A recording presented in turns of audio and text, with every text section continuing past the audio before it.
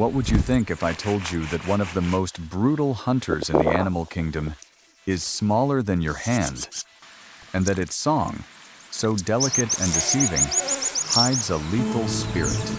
You'd probably think the wind was telling tall tales, wouldn't you? Well, allow me to introduce you to the shrike. This little one, barely 20 or 30 centimeters long, carries the most honest of scientific names, Lanius, which in the old tongue literally means butcher. And believe me, it has earned that name with every fiber of its being. At first glance, he seems a harmless little songbird, perhaps even a friendly spirit. But his beak, curved and sharp like a miniature falcon's, tells a different story. And this is where the tale gets creative. Very creative. Remember the stories of the impaler decorating his lands with his enemies? Music. Well, the shrike does the same with insects, mice, and small snakes. He shouldn't be able to, but he can. Picture a young snake, raising its head, hissing, ready to stand its ground. Any common bird would take flight, but the shrike is no common bird. He approaches in short hops, measuring the distance like a warrior sizing up his foe. He studies the angle, awaits the movement, and when the snake strikes, he is faster than its shadow. A single, precise strike to the skull until the reptile lies still. And then, yes, he drags it to a thorn bush or a barbed wire, like an executioner who already knows exactly where his victim's journey ends. The problem, or the genius, depending on how you see the world, is that his feet are weak. He cannot hold his prey like the great eagles. So, he improvises. Every thorn on a tree, every barb on a wire, every pointed branch becomes his personal butcher's block. When he catches something, he carries it there and impales it with the precision of a surgeon. But the most unsettling part is not the brutality, it's the wisdom. When he catches a poisonous insect, he doesn't eat it right away. He leaves it hanging, as if aging a fine spirit. He waits for the poisons to weaken, and then he feasts. The shrike is not just a hunter, he is also a medicine man of the wild. Certain grasshoppers, like the lubber, are so full of toxins that almost no predator will touch them. The shrike captures them, leaves them skewered in the sun for 48 to 72 hours, and just when the toxins have faded, he eats. No one knows how a bird the size of a fist discovered this ancient technique, but there he is, following a protocol that seems born of a sacred ceremony. But that is not the strangest part of his story. Some shrikes have developed a particular taste for the heads of their prey. Yes, like feathered spirits. When they catch small birds, they often ignore the body and go straight for the skull. They skewer it, draw out the most nourishing essence, and leave the rest hanging like macabre ornaments. And here is what puzzles the wise ones the most. Sometimes they impale things they will never eat. Bright flowers, pieces of shiny foil. In Texas, they recorded a shrike that arranged bottle caps by color in a perfect spectrum, all pinned to a fence. Why? No one knows. My favorite belief is this. They do it because they can, because they find joy in the act itself, regardless of the outcome. It is as if they discovered a powerful gift and cannot stop using it. And listen to this. The males use these grim larders as a way to court a mate. The females choose a suitor based on his collection of carcasses. A warrior's romance, is it not? In matters of the heart, all is fair. The shrike doesn't just hunt to eat. He hunts to store, to impress, to experiment.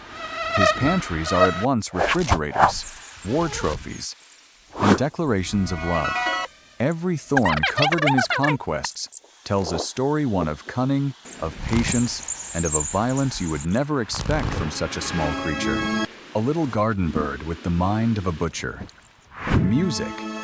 And the most unsettling thing is that it works.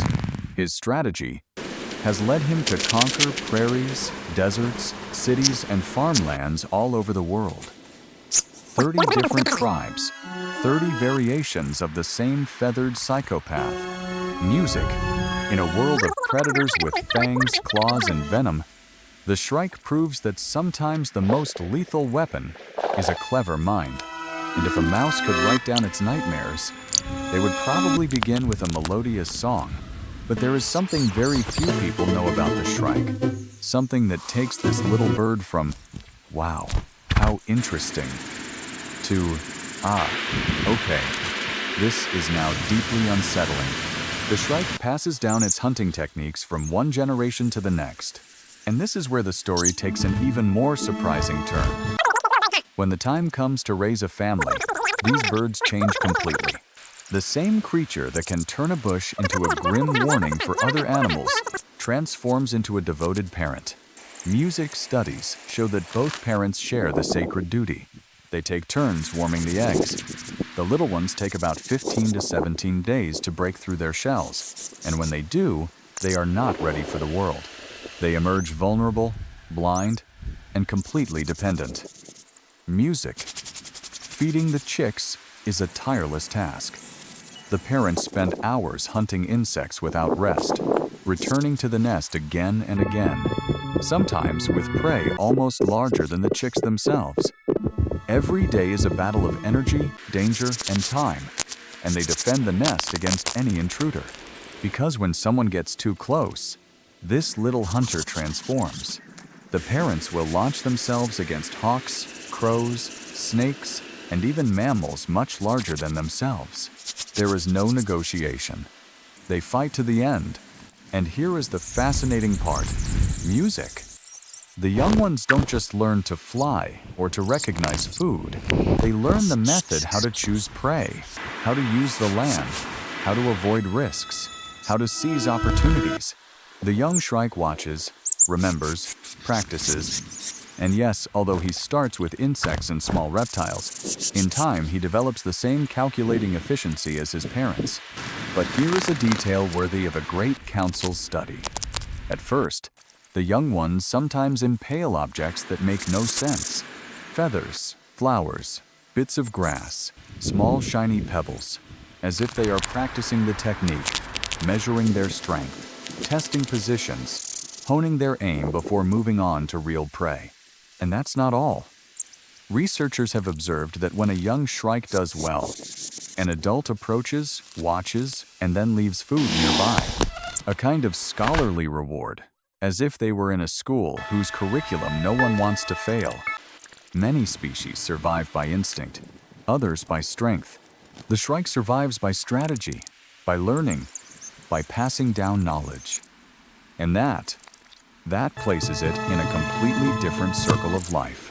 It is a student of the land, a teacher of survival, a small strategist of the desert and the prairie, with a mind that is surprisingly methodical.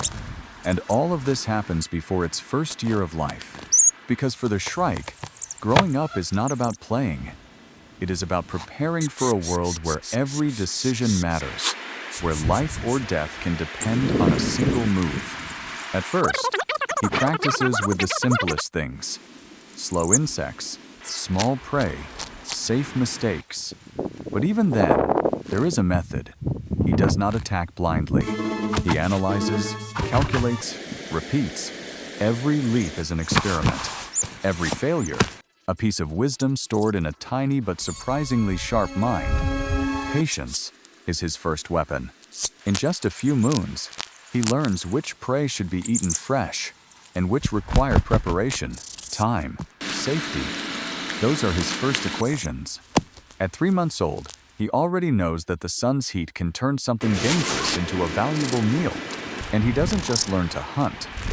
He learns geography, territory, orientation.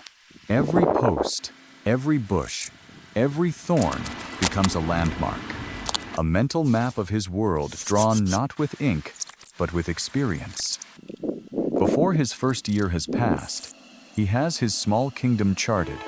But here comes the most impressive part. He doesn't train just to hunt.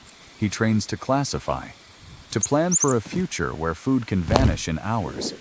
And he does it all with the same silence with which he descends upon his prey. Imagine that the most methodical predator in your lands fits in the palm of your hand. But his intelligence does not end at the tip of a thorn: music. The shrike possesses another silent tool, one that is invisible but just as deadly: imitation. In appearance, he is a small, discreet bird, but his voice can be anything but innocent. Sometimes he sounds like other birds: music.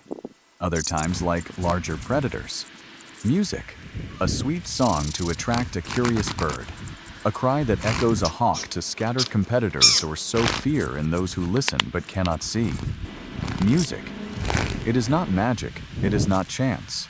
It is a strategy of sound. In a world where silence can kill and noise can save a life, the shrike learns to use sound as a weapon. Without brute force, he rules a kingdom where many are larger, but few are wiser: music. He does not win through power or size, but through intelligence, music, patience, music, and deception. The one who can intimidate may live another day, and sometimes the most feared monster is the one you never expect to see: music. So the next time you see a bush with small prey perfectly arranged, or a wire full of tiny insects lined up, it might not be decoration. You might be looking at a classroom in the shrike's school. Being a student is fascinating, but being the practical lesson, that is another story. Music. Our journey alongside the shrike comes to an end, but the world of the winged ones still has much to show us. Thank you for walking this path with me. A warm farewell, and until we meet again.